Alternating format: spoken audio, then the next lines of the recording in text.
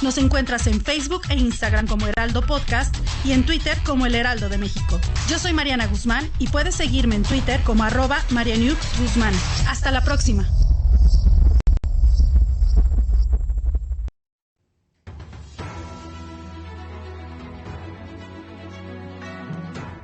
Broadcasting live from Houston, from the space city to the world. You are watching Now Media Television.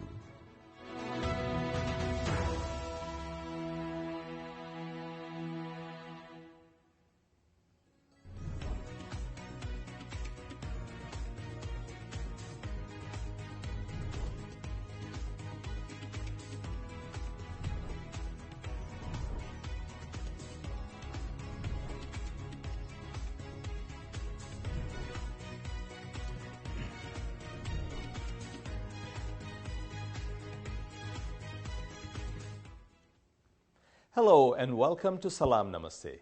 Broadcasting from the Now Media studios in Houston, this is Saji Salam. This evening we have a very special guest on the show. We have with us Dr. Jame, who is the chairman of Medical Oncology and Hematology at Cleveland Clinic. Dr. Abraham manages over 100 oncologists all over the world. He's also an author of several medical oncology textbooks, some of which are bestsellers. But today, we'll be discussing a very different book, which is Cleveland Notes, which talks about the story of Dr. Abraham from a small village in Kerala to where he is now at Cleveland Clinic. We'll also discuss, of course, oncology, the newer developments in oncology, and many more topics. Welcome to the show, Dr. Jame Abraham. Thank you, Dr. Saji. Really appreciate it. Thank you for having me. All righty. So let's dive right in, Dr. Abraham. Well, maybe we talk about Cleveland Notes, maybe, so that gives a little bit of a background of what that book is all about, because it's very different from the other books that you have authored. I think you've authored like 5, 6 other books on oncology. But let's talk about Cleveland Notes for a second. Again, thank you. Thank you for the opportunity to talk about my background and my book. So, as you mentioned, it's a memoir. I tried to paint my journey from a small place. Or a beautiful state, Kerala, which is, of course, both of us are from the same beautiful tropical country, from a small village through med school to Delhi, to New York, and here in the US. So I tried to paint this journey at the same time, as all of us go through the imposter syndrome. Who are we really? And the identity crisis we go throughout our journey. Now today, when I'm sitting here in Cleveland, if I can say one of the largest hospital systems in the world, and leading more than 100 hem-onc doctors from all over the world and well trained and this and that, and then I'll keep asking, do I belong here? How did I get here? At the end of the day, I'm still the same boy from a small village in Kerala. I think that's a very interesting topic that you bring up, Jane, because many successful people are dealing with the same situation, right? So how do we deal with success? I mean, we see, hear a lot about dealing with failure, right? You find so many books about dealing with failure, but I think I'm running into a lot of people who are saying the same thing. That is, hey, I'm successful. Am I? Do I deserve to be successful? And I think, like anything else, we found a name for it, and we call it imposter syndrome. But I think that's something which eats into the core of who you are as a person, right? So I'd be glad to learn more about your experience around this, Jame. So absolutely.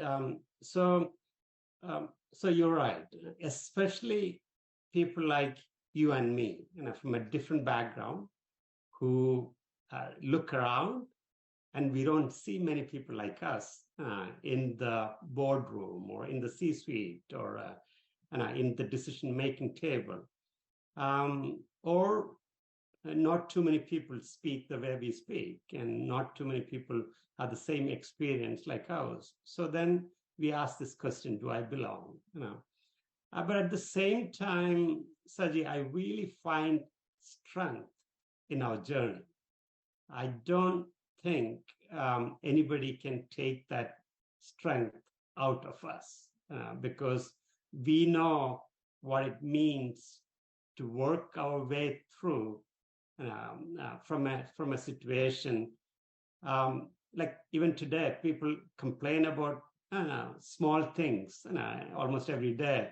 Then I'll say, we worked of course, you worked in Toronto Medical College, and I worked in Calicut Medical College, and we had really limited resources, and we were creative, and we were helping our patients. So when we come from that kind of a background, and we were creative and we were productive, and then when we come to this environment, I don't think I have much to complain. So I'm grateful every day because I know my roots.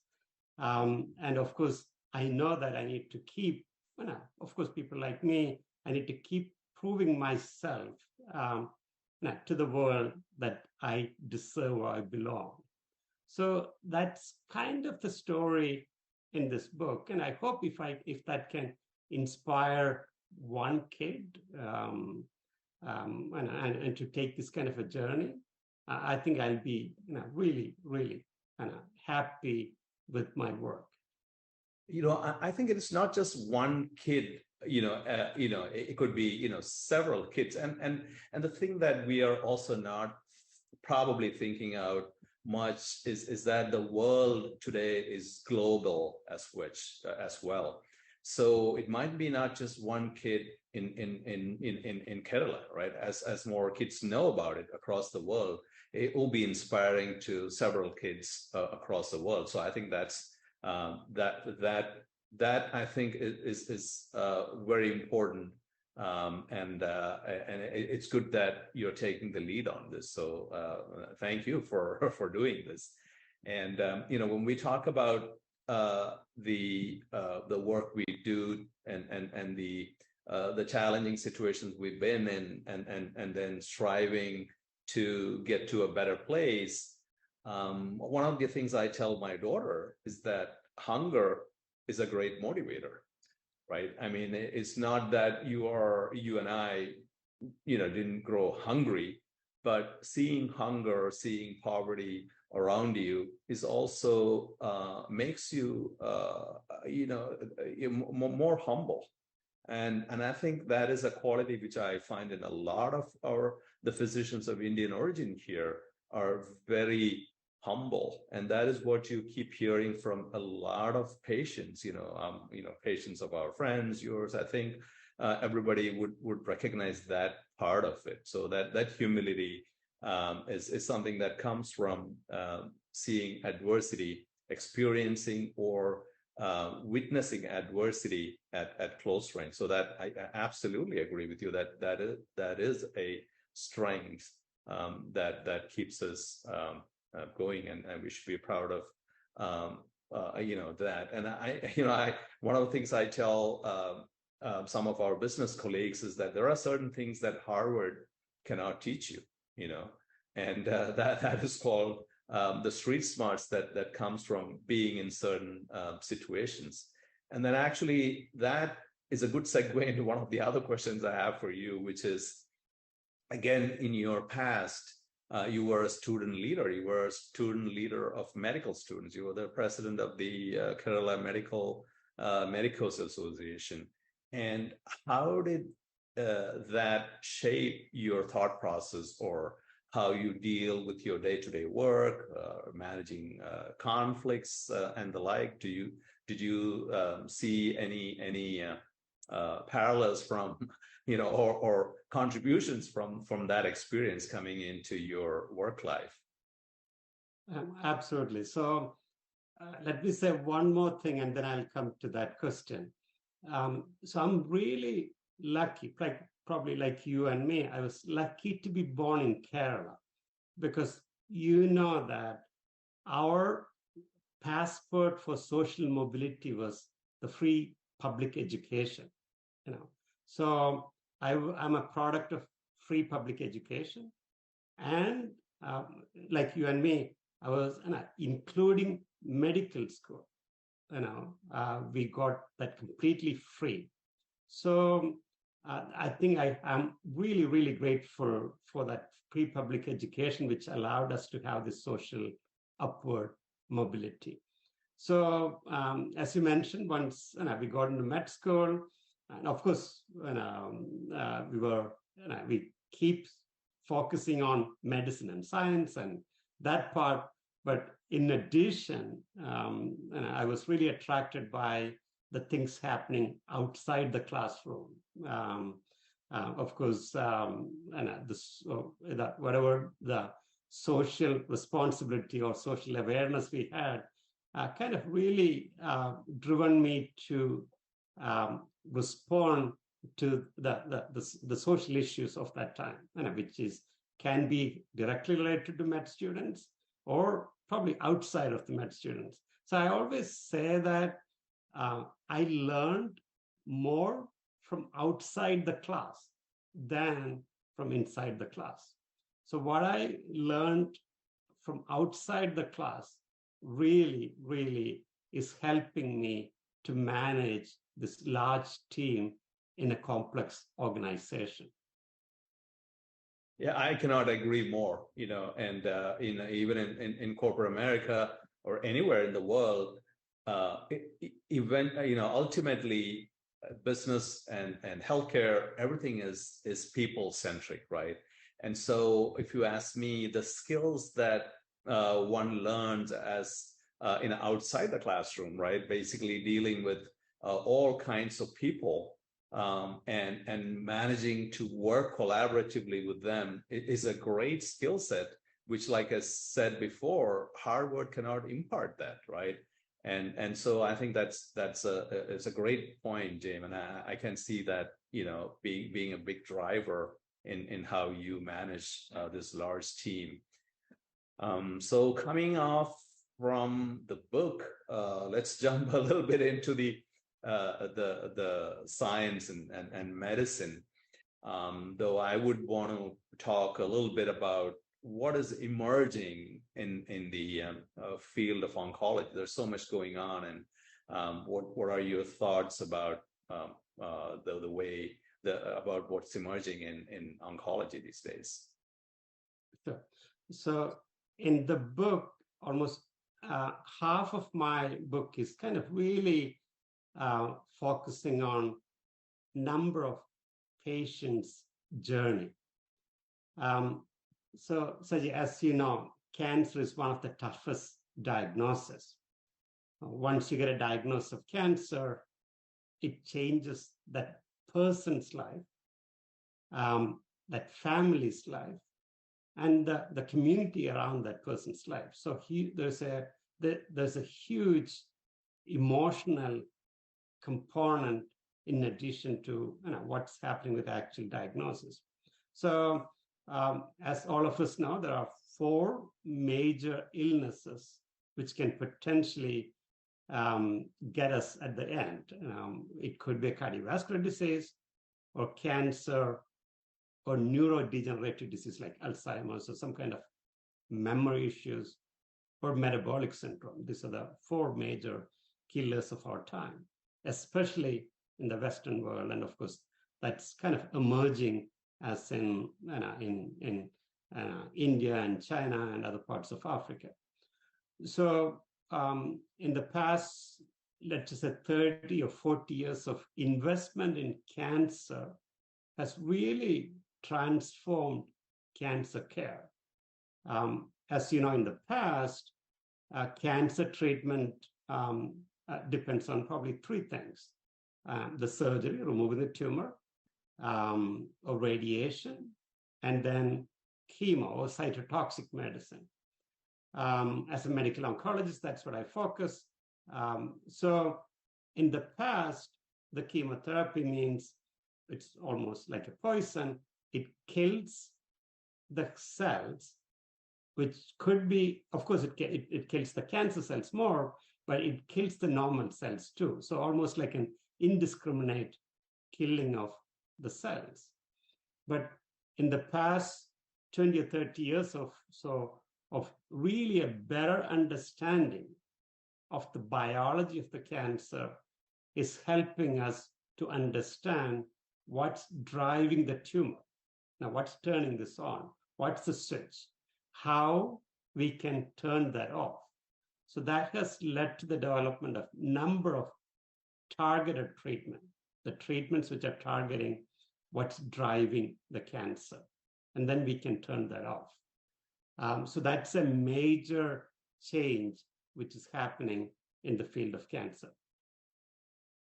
So in terms of the new trends or these emerging technologies in cancer, how is that all that you just said translating to real time, for a patient today who is diagnosed with cancer? How does that translate in terms of action? What do they see? Are they seeing these changes come to the hospital yet, or a lot of these still in the research labs at this point? No, it's in real life. So like today, I was seeing a patient who had a stage 4 cancer about 3 or 4 years back, and a highly aggressive triple negative cancer, but because of some of the specific treatments, we immunotherapy, targeted treatments, the patient is in complete remission. And so today we are able to select the treatments based upon the biology of the tumor. Second, these treatments have less side effects. And third, that will allow the patient to have a better quality of life. So we are making, real-time improvement in patients' lives. So at this point, are we? How far are we from personalized medicine in oncology? Are we able to do genetic testing, and how far ahead are we on the genetic testing side of things when it comes to oncology? Yeah, that's a really good question. And as you're kind of implying, personalized or genomic medicine is really transforming the cancer treatment. So when we talk about personalized medicine or genetic testing, there are multiple things. So there are two things I'll highlight.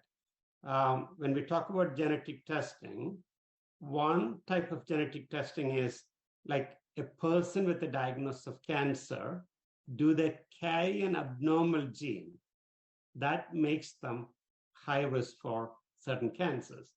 Like, let's say somebody has a strong family history of breast cancer or ovarian cancer. We can do the gene testing, and potentially they may carry a gene known as BRCA1 or BRCA2. If they have that gene, that will allow us to prevent further cancers in that person. That's one. Second, we can select treatments which can target that BRCA gene. So it's a targeted treatment. And then this will also allow us to test their family members who are not affected by cancer and prevent cancers in them. So that's a so-called hereditary cancers or germline testing.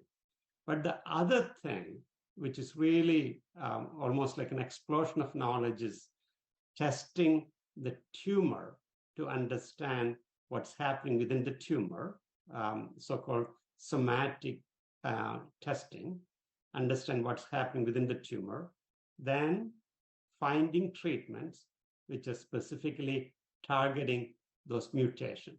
Now, so in breast cancer, in lung cancer at some point, it's still a serious diagnosis, but we have a number of new treatments based upon this kind of germline and this kind of testing, somatic testing. We can specifically select tablets or even infusions based upon that. So it is really, really changing, Saji. Oh, okay. That's really good to know. And I think, I don't want to go off topic too much, but, I think that a related topic would be also getting this to the common man, right? And how are we getting there? And to just to talk about that, I think BRCA gene testing, right, came into a lot of focus when I think Angelina Jolie tested for it. And that's when the world then started, hey, let me do this too, right? So there's there's the pros and cons of that. But in terms of the knowledge dissemination to the general public, are you happy with what is being done right now in that space? And what are your thoughts on that? Right. For the germline testing, then you're right. There are, after the Angelina Jolie's news came out, so-called Angelina Jolie effect. So a lot of people, without really understanding why she did that testing, she did that testing because her mom had ovarian cancer and died at a young age, and that led her to do the testing and eventually do prophylactic surgical procedure. So if we do the testing in the right context, we can really prevent cancers. And I think in the Western world, the understanding is better, or it's getting better. So we've been doing this testing since 2002 or 2003 or so. The genes were identified in 94 and 97. So it's getting better here. But in many other parts of the world, especially in India, there is still skepticism about this test. But I strongly believe in the right setting, after proper counseling, if we can do this testing, we can prevent cancers in that particular person and in their family members. I don't know if in places like India is the financial constraint the challenge, or is just the knowledge constraint the challenge? What do you think? Probably both. So when and then the societal factors. So when I talk to my colleagues and they say, a lot of time people are not keen about doing it because they don't want that particular person or family is branded as having an abnormal gene, and that may prevent marriage and other family issues. And so there is a social stigma still associated with some of this testing and decision making. Oh, interesting perspective there. A related new development that we keep hearing a lot about is immunotherapy, and so for our viewers, could you break it down for them in a language they would understand as to what is immunotherapy and what's going on in that space? Right. So immunotherapy is another new frontier. So we've been talking about immunotherapy for the last 100 years. So let's just say somebody gets an infection or a cut in their body. Our body mounts an immune response to get rid of that infection or that cut or that infection. Then for the last 100 years, scientists keep asking the question, why, when somebody has a large tumor in their liver or lung, why the body is not rejecting or trying to get rid of that foreign body because it's a completely alien thing in their liver. So the studies in the past, let's say 30 or 40 years or so, has clearly showed us what's preventing the body. There are certain brakes or accelerator within the immune system, kind of holding the body back, our immune cells, holding our immune cells or preventing our immune cells to mount that immune attack or response. So those what we call as PD-1 or PD-L1. So again, I know you're calling from Houston, and so Dr. Jame, who got Nobel Prize 3 years back, who's actually one of the pioneers in immunotherapy, who works at MD Anderson in Houston. So Dr. Allison's work proved we can find certain monoclonal antibodies, what we call as PD-1 or PD-L1 or CTLA-4 inhibitors. We can take that brake off and allow the immune system to fight the tumor so that our own body's immune system can get rid of the cancer. So that's really revolutionizing the cancer treatment, especially in some of the toughest cancers. I'm sure you're fully aware of the story of our former president, Jimmy Carter, who was diagnosed with metastatic melanoma, melanoma in the brain, and about, I think it's almost 6 or 7 years, and right. He has been in complete remission with an immunotherapy. So that's the question a lot of people ask, and so it's good to see that we are moving at a pace where things are really getting to the bedside and making impact to life of the patients. So now, let me talk a little bit about the mindset with cancer, right? There's a whole bunch of things there. I know that you've talked about the role of the cancer survivors and their thought process and basically everything outside of the curative aspect, right? The treatment aspect, but there's the mindset around it. So could we talk a little bit about the mindset in dealing with cancer? As I mentioned earlier on, cancer is still the toughest or the scariest term in English dictionary. Yeah. It doesn't matter who you are. You can be the king or the senator or a common man. Cancer, once you hear the term cancer, it changes that person's life completely. So as a cancer doctor, one of my really important role is to be completely aware of that fact.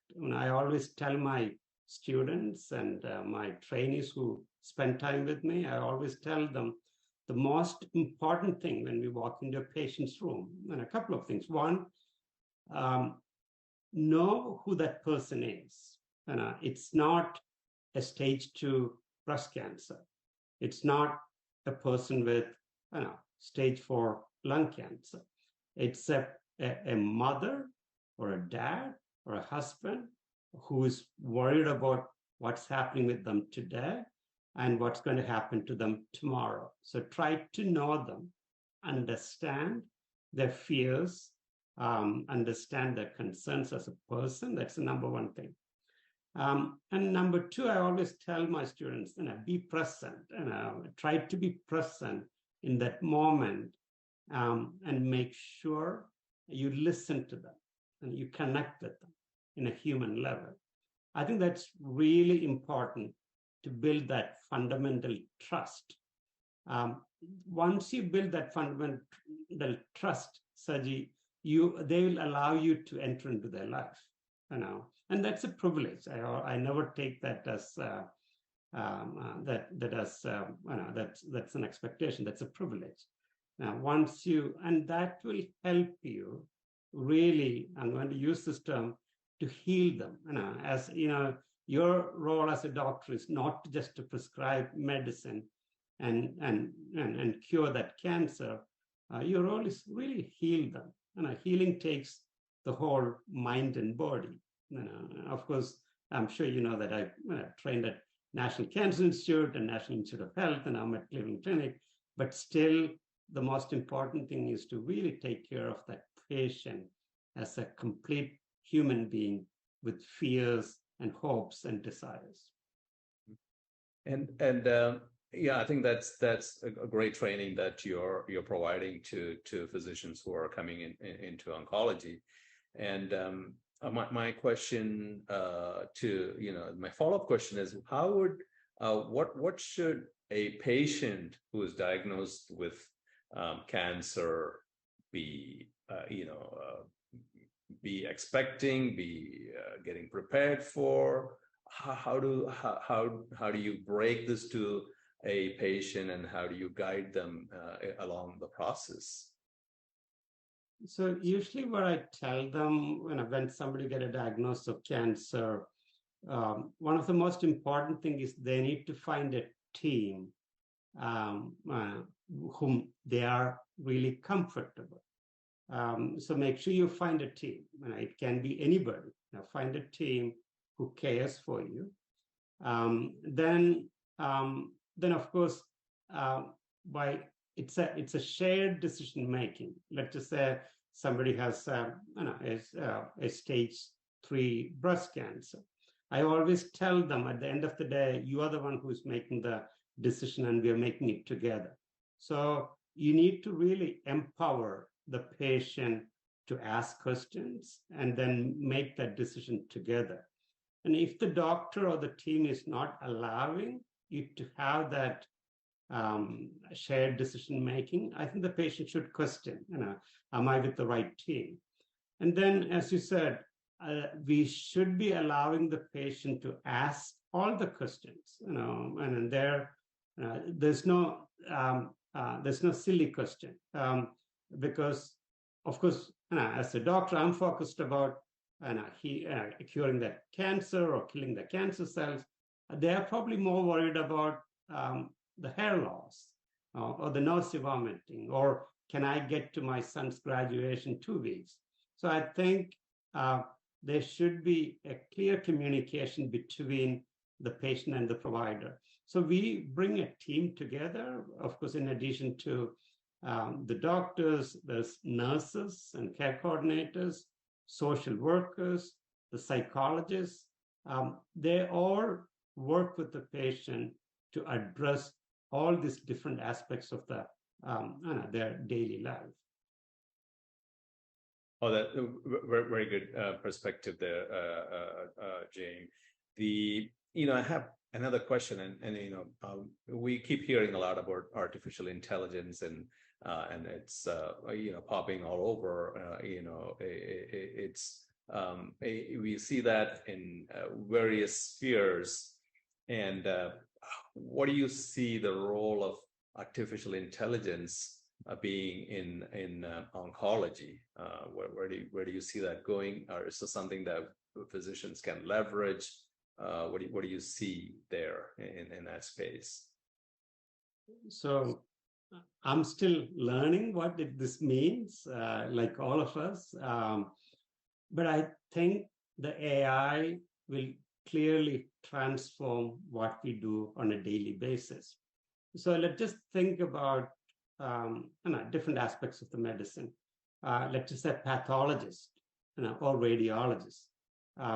Pathologists are looking at a slide, and they are looking at the pattern, right? The radiologist is looking at the images, and they're looking at the patterns. So pattern recognition, I'm sure our human brain is pretty good in recognizing the pattern, but I think the AI will do, or potentially can do, a better job in recognizing the pattern because of the computing power. So in many areas, from diagnosis like pathology to radiology, to the genomic information, as an oncologist, we get this 50 pages of genomic information. And it's confusing, and it's confusing for us. I can't imagine how confusing it can be in a person who is in a general oncology, community oncology practice. So I think the AI will help us to filter through noises and identify the pattern and point us to the right direction. So that's probably, if I can say, one thing which can potentially happen really soon. I don't think it's something which is going to, we need to wait for years. It can happen, potentially happen in a year or two. Right. So that. Mm-hmm. And maybe a physician can see more patients because now AI is giving that a primary opinion, and then so maybe there are ways to improve productivity of physicians based on such leveraging such technology. So I think I agree that that's one area where there can be a quick progress made in healthcare. So let me get back to your book again, and so I would like to close with that question as to for anybody listening to you in a village far away, a youngster, what is an aspiring physician, maybe what is your message to that person who is listening to this now? So again, I don't know if I have that wisdom to give them a message, but I'll say dream big. I do. Your future, it's all depending upon how big you're willing to dream. So dream big. Of course, you're going to fail multiple times. But willing to pay the price for this big dreams. So that's really important. And the second thing is, I always say this, you have to believe in yourself.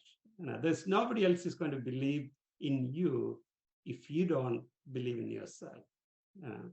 And then, of course, luck is a major factor, Saji. You know that.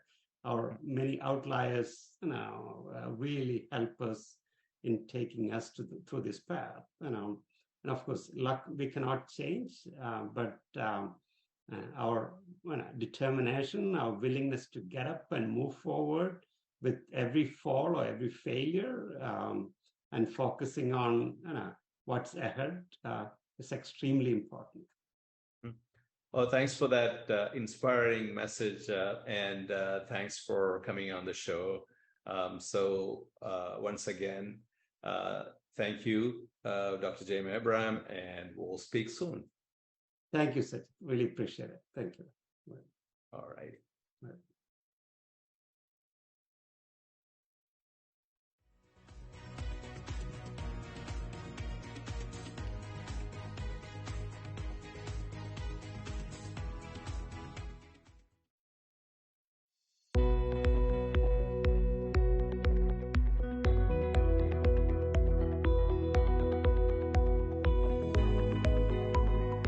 According to the FBI, a robbery occurs every 13 seconds. Homes and businesses without a reliable security system are 300% more likely to be burglarized. Alert 360 provides custom-tailored rock-solid security solutions to residential and commercial customers. Whether it's home security, fire and carbon monoxide detection, flood protection, connected senior care, managed video surveillance solutions, 24/7 alarm monitoring, and life safety, Alert 360 is your ideal solution. In addition, Alert 360 has a smart home and business integrations like access control and video shield for a complete peace of mind, protecting what matters the most and reducing energy costs with our top-of-the-line automatic scheduling functions. Alert 360 offers security services discounts to military personnel, veterans, first responders, educators, and hospital personnel. Don't be a victim. Take a strong step today. Call Rosana Torres at 832-863-8574 for your free consultation. Bienvenidos a Legal Talk con Natalia, donde profundizaremos en el mundo del derecho y la mediación para empoderarte con conocimiento y comprensión.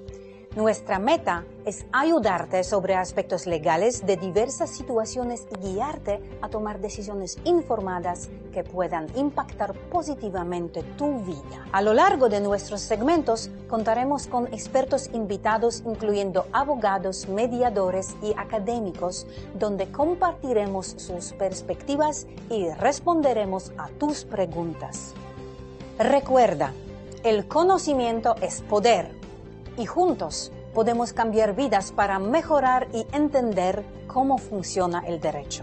Así que marca tu calendario, pon recordatorios y sé parte de nuestra comunidad informada. No olvides vernos cada miércoles a las 5 p.m. en Legal Talk con Natalia a través del canal 21.10 en Houston y en las redes sociales y plataformas digitales de Now Media Televisión.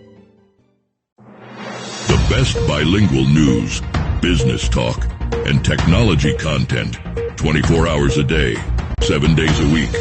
You are watching Now Media Television, the first bilingual media network in the United States. Así debe de ser, siempre sencillo, las cuestiones de economía, finanzas y negocios explicados con peras y manzanas en torno al dinero, lunes a viernes, 10 de la mañana. Now Media, ahí nos vemos. Bienvenidos esta mañana. ¡Comenzamos! Esta mañana te vamos a mantener bien informado. Esta mañana, juntos, nos vamos a divertir. ¿Quieres saber por qué? Eso. Tanto el odio puede hacer que la gente tome acción como la inspiración. Tenemos música. Tenemos música. Tenemos a Nistro, que nos viene con este gran oficio. Con el sonidero. Esa muchacha en mi guatalla. Esta mañana va a estar espectacular. Siempre he querido ser exótico. Todas las maldades son distintas, no hay dos maldades iguales. Desde los 15 años hice teatro, entonces justo con este personaje pues fue la primera vez que me tocó aplicar todo lo que sé hacer. Todo cambió. Esta mañana te presentamos las historias más emocionantes. Me encantan sus entrevistas, que sean periodistas de a de veras y no que pregunten mamarrachadas. Esta mañana, de lunes a viernes, en punto de las 9 por el canal 8. ¡Qué bárbaro!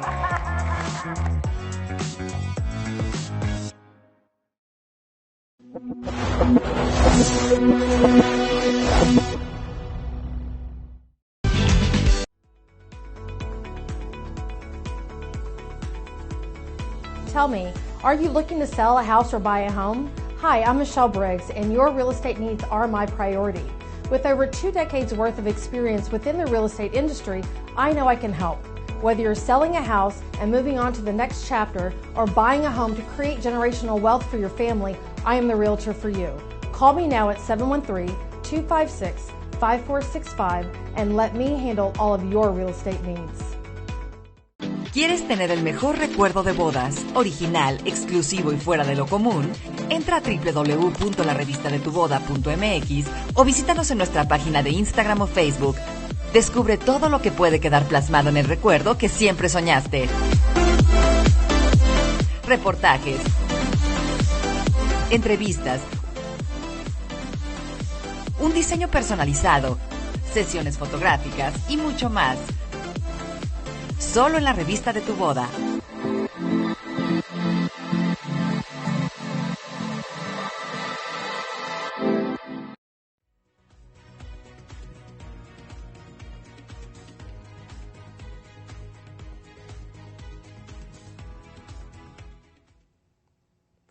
Welcome back.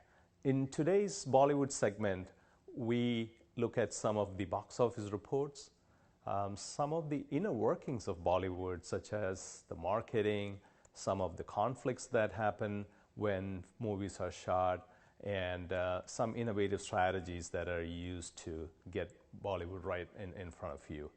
Enjoy the section.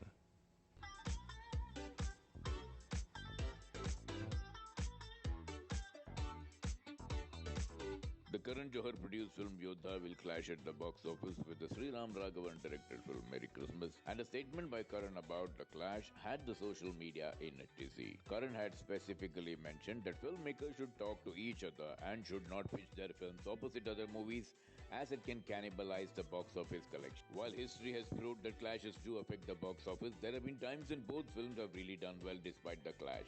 Top of the mind recall is the clash between the Farah Khan-directed Shah Rukh Khan and Deepika Padukone starrer film Om Shanti Om clashed with the Sanjay Leela Bhansali-directed film Savarya, which marked the debut of Ranbir Kapoor and Sonam Kapoor. Interestingly, Salman Khan, who had a longer cameo in Savarya, had a shorter cameo in Om Shanti Om in a dance number in these films, which released in 2007.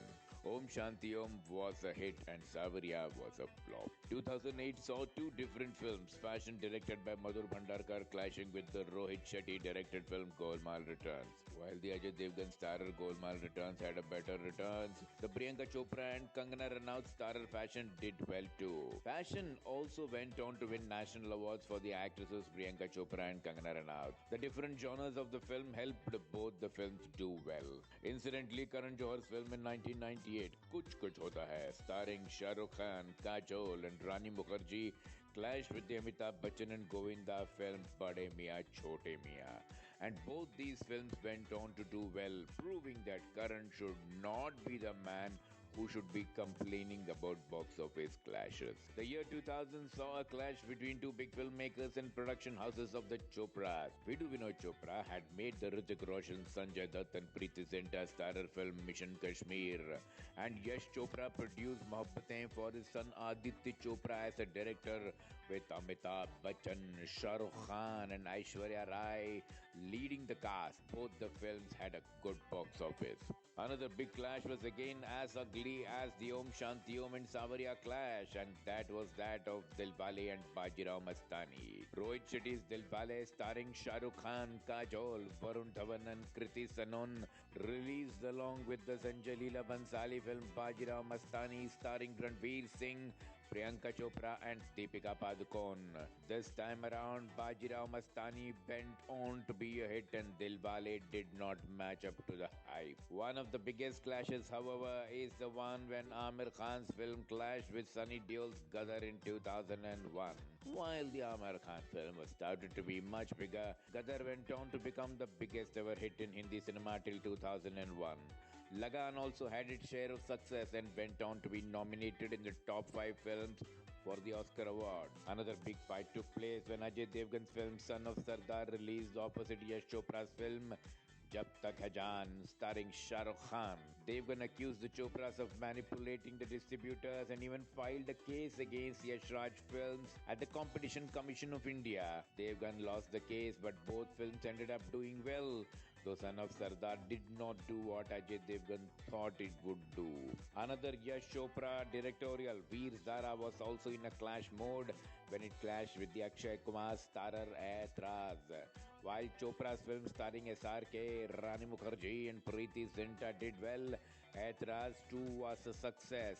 Incidentally, the color version of Mughal-e-Azam also released at the same time, and it did well too.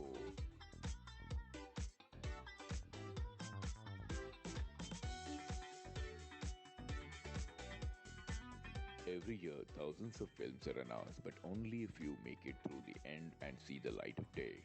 Not just with newcomers or lesser-known actors. Many times these films feature some of the biggest stars, and yet due to unforeseen circumstances, these promising projects are shelved. A while ago, maverick filmmaker Sanjay Leela Bhansali announced this film Inshallah with Salman Khan and Alia Bhatt, which was to be an unusual love story. But then Salman wanted some changes in the script, and Sanjay was not too keen to change anything from his film and decided not to make the film at all. A lot has been said about Mukul Anand's directorial that was shot 30 to 40% before his unfortunate and untimely demise. However, a couple of his film songs were released later, which became highly popular, including the chartbuster Suno Gaur Se Duniya Walo. Starring Sanjay Dutt, Salman Khan, Ravina Tandon and Shilpa Shetty, thus was supposed to mark the debut of Rahul Dev, who later made it to the big screen with the Sunny Deol starrer 2000 film Champion. Shekhar Kapoor directed Aamir Khan, Raveena Tandon and Rekha in a time travel-based film called Time Machine. The plot of the film was about a young man played by Aamir Khan who uses a scientist's time machine to travel back in time in search of his parents, played by Naseeruddin Shah and Rekha. The film was 80% complete before it ran into financial difficulties. Even Ram Gopal Verma once announced Time Machine with Shah Rukh Khan but shelved it after differences with the actor. Meanwhile, Shekhar also announced The Pani with Sushant Singh Rajput. The film had many changes of producers before it was shelved. After the blockbuster success of films like Hero and Karma, Subhash Ghai roped in Amitabh Bachchan for a film called Deva. It pitted Big B against Lilliput, who played the main antagonist. The film also featured Shammi Kapoor and Meenakshi Seshadri. Ghai had shot a few action scenes and a song featuring Bachchan and Kapoor. However, 2 weeks into the production, the film was shelved. It was said that Amitabh Bachchan and Subhash Ghai had a lot of creative differences and couldn't align themselves with each other's working style, which led to an eventual fallout. Starring Jackie Shroff, Govinda, Salman Khan and Manisha Koirala, Raju Rajaram was supposed to be a comedy directed by David Dhawan. It was produced by Jackie, who confirmed that the film was facing rough weather because of dates, and that was the reason why the film never took off. Also, Jackie ran into some financial difficulties after that, and the film was shelved. An adaptation of the hit Indian epic Chandrakanta, Talisman featured Amitabh Bachchan in the lead role and was supposed to be directed by Ram Madhvani of Neerja and Arya fame. While the film was eventually shelved, a 1.5-minute teaser was released featuring Amitabh Bachchan in a mystical avatar. Back in 2007, Amitabh Bachchan and Johnny Depp were roped in to star together in Meera Nair's film Shantaram. The gangster drama was eventually shelved due to several reasons. Another Bachchan film that was to star Amitabh and Madhuri Dixit together, called Shanak, was also shelved. Bachchan was also to star in the sequel to Aankhein called Aankhein 2, but that film underwent many problems and then Bachchan also dropped out of it. Amitabh Bachchan, Madhuri Dixit and Aamir Khan were to come together for an Indra Kumar film called Rishta, but the film was shelved after the Mahurat. Karan Johar too had put 2 of his films on hold. One of them, Takht, was his own directorial and was to star Anil Kapoor along with Ranveer Singh, Vicky Kaushal, Alia Bhatt, Janhvi Kapoor and Kareena Kapoor among others, but was shelved due to the pandemic. Meanwhile, Karan had also shot a film called Dostana 2 with Karthik Aaryan and Janhvi Kapoor in the lead, with Colin D'Cunha as the director. The film was stopped due to creative differences and allegedly has also been shelved. Another Karan Johar production that was shelved was a film called Shuddhi with Varun Dhawan and Alia Bhatt. Rajkumar Hirani announced this film Munna Bhai Chale America with Sanjay Dutt and Arshad Varsi, but the film produced by Vidhu Vinod Chopra did not move beyond the announcement. Because I am a student of cinema. I look up to cinema. I want to make better cinema. It is not selfish. You can't make something better and if it's not greater than you. Hope you enjoyed the show tonight. Thanks for watching, and we'll see you same time next week.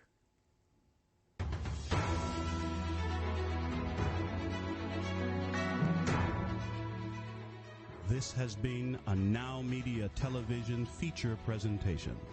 All rights reserved.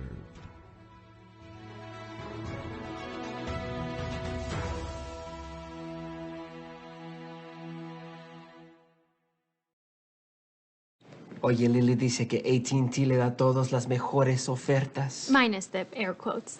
Las mejores ofertas. No need to wink. Others say they give everyone a deal, but not everyone gets the best deal. Te lo dije, aquí las mejores ofertas son para todos con una variedad de planes. You were right. Is she always right? Always.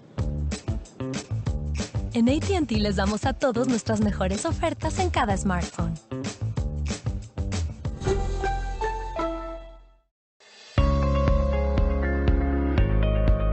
Hey, are you a small business owner that's struggling to double or triple your revenue and profits? My name is Michael Rager. I'm your business guide with Teach Your Business to Fish. Our success operating system will help you double or triple your profits every 2 to 3 years while actually maintaining some semblance of a home life. Call us at 713-201-5559 and we'll help you become a real success.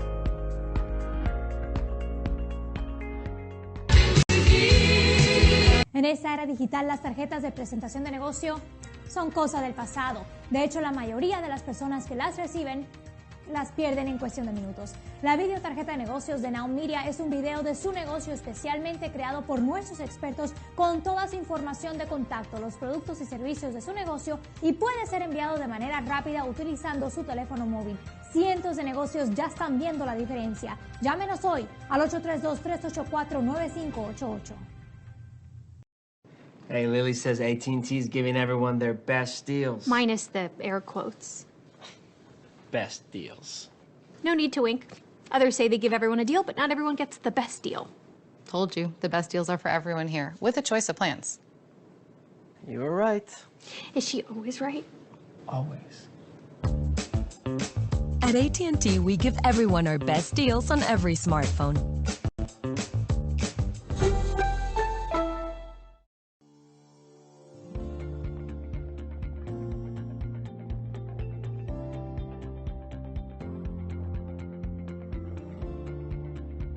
Hello, my name is Charles Sanders, and I'm a personal injury attorney with the Rose Sanders Law Firm, based in Texas and with offices in Houston, Dallas, McAllen, and El Paso.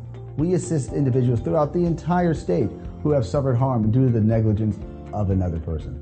With my experience as an insurance adjuster, I understand and I know exactly how to counter the strategies employed by insurance companies, and I'm bringing this knowledge to you. We handle a wide variety of situations ranging from car accidents to defamation and unsafe property conditions. We are here to provide support and legal representation at no cost to you. Call us today at 713-221-3773.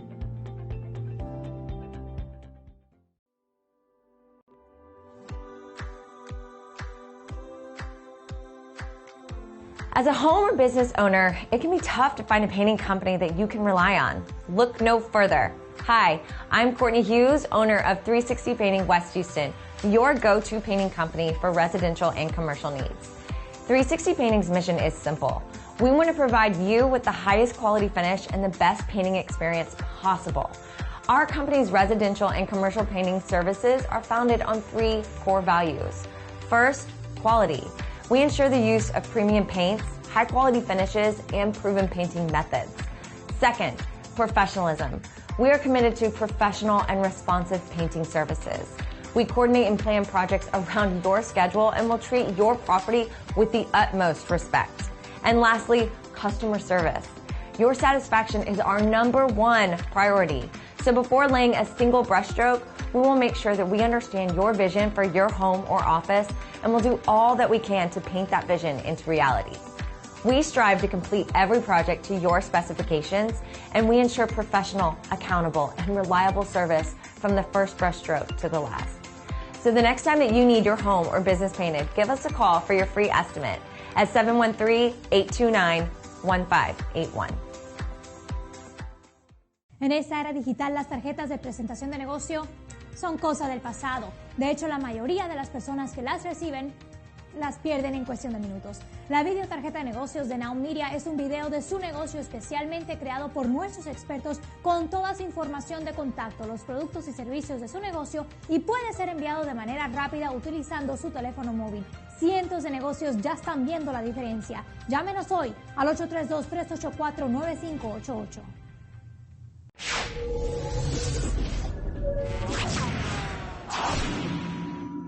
Según el FBI, un robo ocurre cada 13 segundos. Los hogares y negocios sin un sistema de seguridad confiable tienen 300% más de probabilidades de ser robados. Alert 360 proporciona soluciones de seguridad sólidas y personalizadas a clientes residenciales y comerciales, ya sea seguridad en el hogar, detección de incendios y monóxido de carbono, protección contra inundaciones, atención conectada para personas mayores, soluciones de vigilancia administradas por video, monitoreo de alarma las 24 horas al día, 7 días a la semana y seguridad de personas. Alert 360 es su solución ideal. Además, Alert 360 tiene integraciones inteligentes para el hogar y el negocio, para una total tranquilidad, protegiendo lo más importante y reduciendo los costos de energía con nuestras funciones de programación automática de primera línea. Alert 360 ofrece descuentos en servicios de seguridad a personal militar, veteranos, primeros respondientes, educadores y personal hospitalario. No seas víctima, da un paso fuerte hoy. Llame a Rosana Torres al 832-863-8574 para su consulta gratuita.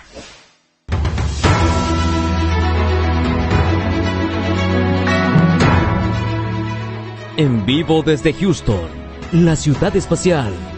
Esto es Now Media Televisión.